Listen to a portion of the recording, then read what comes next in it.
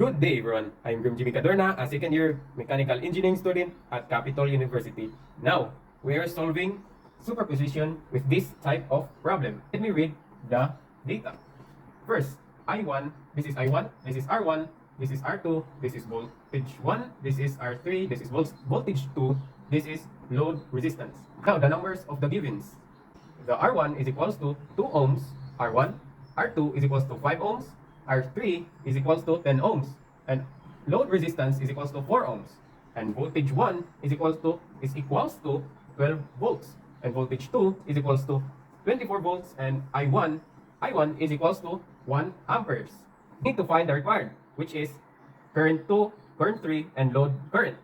But first, we need to solve for our total, which is first resistance total sub 1 and sub 2, which is this and this. And this circuit is a series circuit. So the formula is R1 plus R2, which is 2 plus 5 is equals to 7. Basic math. We already solved for this. Now we need to find the R3 and R1 sub R2. I mean R total sub 1 and 2. So the formula is 1 over R total of 1, 2, 3, which is equals to 1 over 7, which is this given, plus 1 over 10, which is our R3. So that if you have questions, this is a parallel circuit. And the formula of a parallel circuit is 1 over R. So basically 1 over RT is equals to 1 over R1 plus 1 over R2. This is the formula for a parallel circuit. Now let's continue. The total of this problem is equals to 0.243. We just round the 3-digit numbers. And now we need to put 1 over it so we can get the total resistance of a parallel circuit, which is the total resistance of this parallel circuit is equals to 4.115 ohms. This is the R total of the resistance total. Now we need to solve for voltage total, which is the formula is this. 4.115 ohms is equals to 1 times 4.11 is equals to 1.115 volts. This is our total voltage. So this is I2. We need to solve it by this formula. V total over resistance 2, because we need to solve it from this area, which is we need to substitute it 4.115 volts over R2, which is 5 ohms. 5 ohms is equals to, calculate it, 0.823 amps. This is our I2, or current 2. Now we need to solve for I3, which is same formula. Voltage total over R3, because we need to find the current in this area. Now we need to substitute it.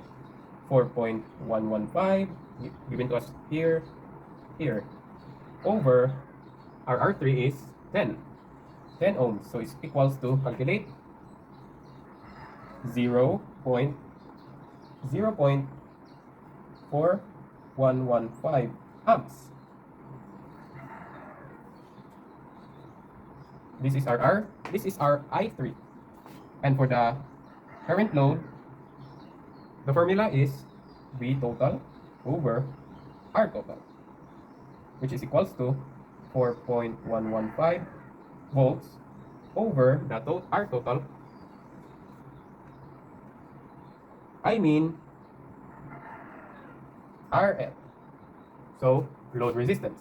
We need to substitute it, to get the total, load current. So our RL is 4 ohms. which is we need to put 4 here. So calculate it, which is equals to 1.0287 amperes. This is our total. This is the total answers of our that are required for this particular problem. Now we need to solve for Kirchhoff's law. First, we need to understand the problem.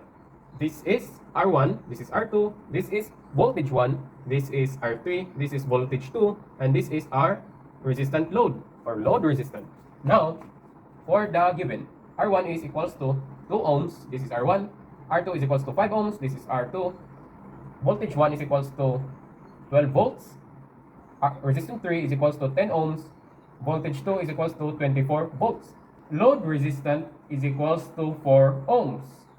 Now, we need to solve this particular problem through Kirchhoff's law. First, we need to solve for R3 load resistant.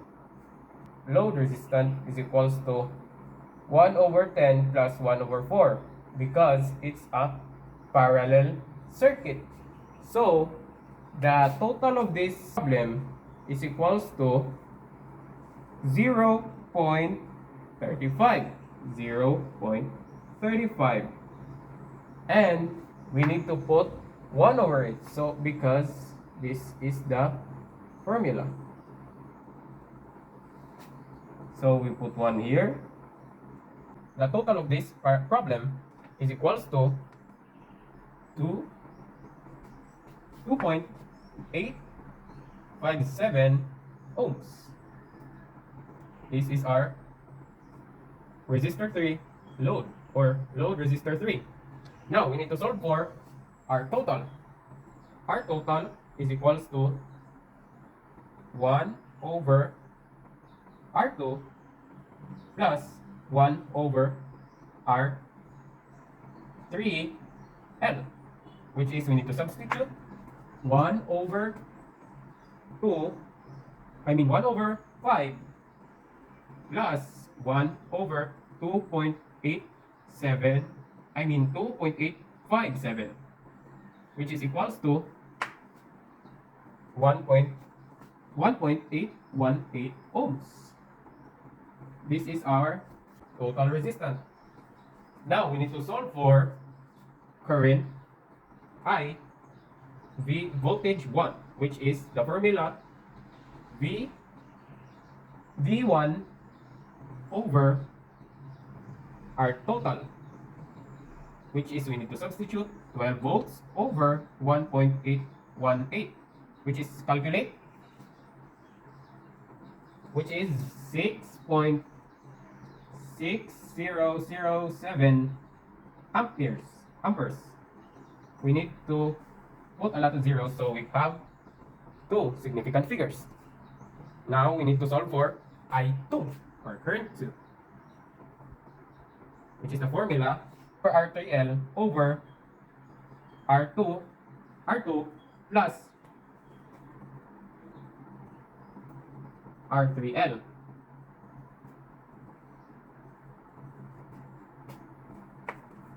So we need to substitute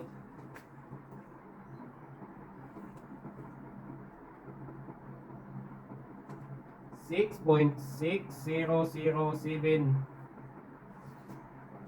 over 1 over RL, which is this one, 2.857 over R2, which is 5 ohms, plus R3L, which is 2.857. Calculate, which is 2.4002 amperes. This is our current 2. Now for our I3L, which is current 3 load, is equals to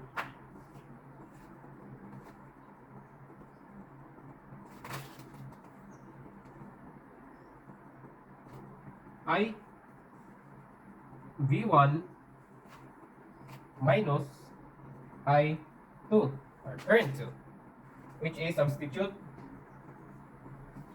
6.6007 amps minus I2, which is 2.4002 is equals to 4.2005 amperes. This is our current 3 load. I3 is equals to I3L times RL over R3 plus RL. Substitute,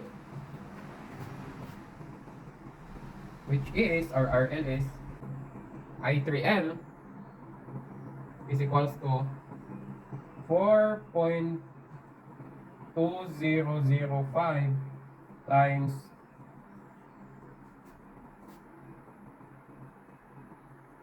our RL 4 plus R3, over R3, which is 10, plus our RL is equals to, calculate, 1.20014 amps. This is our current 3. Now, we need to find the current load. The formula for the current load is equals to I3L times R3